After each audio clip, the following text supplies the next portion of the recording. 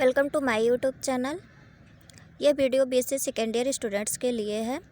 आज हम पढ़ाएंगे इकोलॉजी चैप्टर, जिसमें हम सबसे पहले आपको बताएंगे इंट्रोडक्शन डिफिनीसन।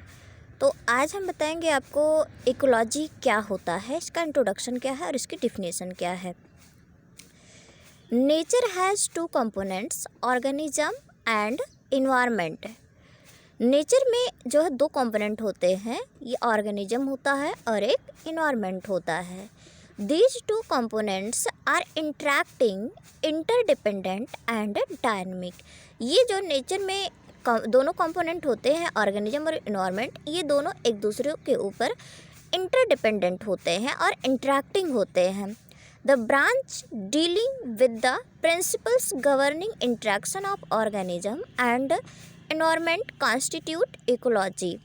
तो इकोलॉजी के बारे में अगर हम जाने तो ये जो होता है, ये ऑर्गेनिज्म और एनवायरनमेंट एक दूसरे के ऊपर इंटरेक्टिंग होते हैं और इंटरडिपेंडेंट होते हैं।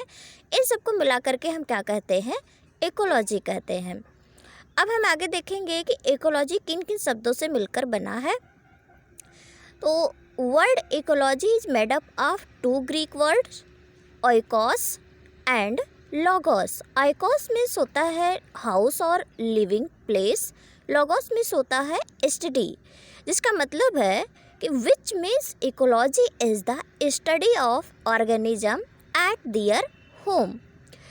Ecology can be defined as the branch which deals with inter relationship between environment and organism. और अन्य शब्दों में अगर हम देखें तो इकोलॉजी क्या होता है, यह ऑर्गेनिज्म और एनवायरनमेंट के बीच इंटर रिलेशनशिप दिखाता है। और इसके आगे देखेंगे हम कि इकोलॉजी टर्म को सबसे पहले किसने दिया था।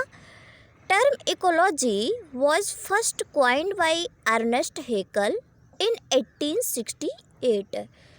Ecology is the study of interaction between living organism and their physical environment। अगर इसकी डिफिनीशन देखें तो ecology is the study of interaction between living organism. Organism कैसा होना चाहिए, लिविंग होना चाहिए, एंड देयर फिजिकल एनवायरनमेंट, और उसके चारों तरफ उसका वातावरण क्या है, इन दोनों के बीच में जो इंटर रिलेशनशिप है, इसी को हम क्या कहते हैं, इकोलॉजी कहते हैं। अब अलग अलग साइंटिस्ट के अकॉर्डिंग हम देखेंगे कि अलग अलग साइंटिस्ट ने कौन कौन सी डिफिनीशन दिया है। अकॉर्डिंग टू, सबसे पहले देखेंगे according to Ernest Haeckel 1869। Ernest Haeckel के अनुसार 1869 में उन्होंने यह डिफिनीशन दिया, क्या दिया, the total relations of the living organisms to both its organic and inorganic environment. Total relations जो लिविंग ऑर्गेनिज्म के बीच होता है वो ऑर्गेनिक भी होता है और इनऑर्गेनिक एनवायरनमेंट के बीच ये रिलेशन होता है। आगे हम देखेंगे अकॉर्डिंग टू ओडम 1963। ओडम के अनुसार 1963 में इन्होंने जो डिफिनीशन दिया इकोलॉजी को, वो ये है, ecology is the study of structure and function of nature.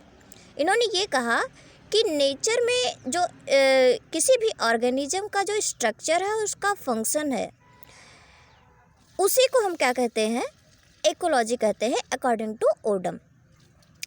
Next scientist आए according to professor R Mishra 1967। ये इंडियन इकोलॉजिस्ट थे जो कि इलाहाबाद में ये प्रोफेसर थे।